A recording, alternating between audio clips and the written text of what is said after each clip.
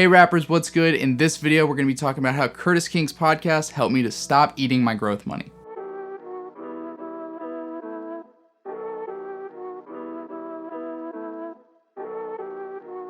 Hey, what's up? It's TPLAY of hitplaybeats.com, and my goal is to help provide rappers with the knowledge they're going to need in order to turn their dreams into their careers. So if you're a serious rapper, make sure you go ahead and you hit that subscribe button down below, and you click the notification bell to get notified every time I release a new video. Also, if you like any of the beats you hear in the background of this video, I'll have direct links listed to each of those in the description below. So this is something I've been wanting to talk about on this channel for a while now, and the opportunity just kind of presented itself recently. So a while back, I saw that Curtis King posted a video about him talking about the podcast that he was on with Busy Works Beats. If you don't know who either of those two guys are, Curtis King is a kind of music marketer, producer guy, similar to what I do, but his content's more motivational than it is helpful, in my opinion. And then Busy Works Beats is just basically somebody who teaches beginner producers basically from the ground up how to make beats, right?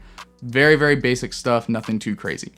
Anyway, they did a podcast together, and one of the things that they were talking about was the fact that a lot of new artists, producers, whatever, they go and they start eating their growth money. So what does that mean? It means that when you start getting money from your music career, whether that be from streaming, whether that be from live shows, whether that be from selling your mixtape, your CDs, whatever it is, instead of taking that money and investing it back into yourself and into your career, people are spending it on things that they don't really need at the time. And what they were talking about were things like, you know, a new microphone or like a new controller to make beats, or it just basically anything other than building your brand and building your business. And while I do understand that some people do just use the extra money they get every month from streaming and from selling merch and other stuff to pay for bills and to live, I understand that, but there's other people that aren't in the same position that are just basically making $2,000-$3,000 a month from their music, and they're not putting that into their business. And this causes a lot of problems later down the road because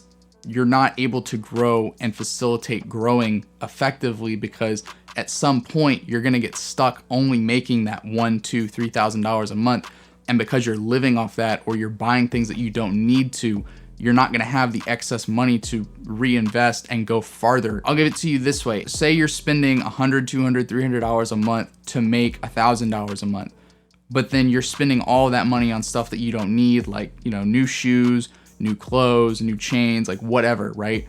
At some point, you have to realize that you need $300 every month to continue making that $1,000 a month, right? And that's just an example. I'm sure the numbers don't actually work out like that. And trust me, I'm no better. I'm guilty of doing the same thing, where when I first started selling beats and making that kind of money, like I went and bought so much stuff that I didn't even need. I didn't even buy a camera first. I needed a camera to continue to grow and build my brand. And instead I wasted it on controllers, like these controllers that are up here, right? Like I wasted that money on stuff that I don't even use now, and it wasn't important. I just wanted to look cool and feel cool. And I could have used that money to grow even farther, to invest in a camera, to build my brand, all kinds of stuff. So I can't even use these speakers in the house that I'm in now because they're too loud and they're too big. So the thing is like we've all done this at some point. So the lesson that I'm trying to pass on to you is don't waste your money that you're making from music on things that you don't actually need at the time. So eventually I learned this lesson for myself,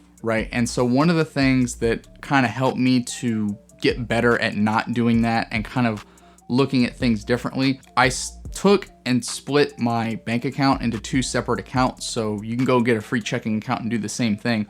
But I have one where I get my money from my day job, and then I have the money from my music business, right? And so basically, if I'm gonna spend anything on music gear or anything for music, it comes out of that account. So what this kind of forces you to do is build the discipline of realizing that if there's only $100, $300, $500 in that account, that's all you have to spend on promoting your music, or to buy beats, or to buy anything that you need as an artist.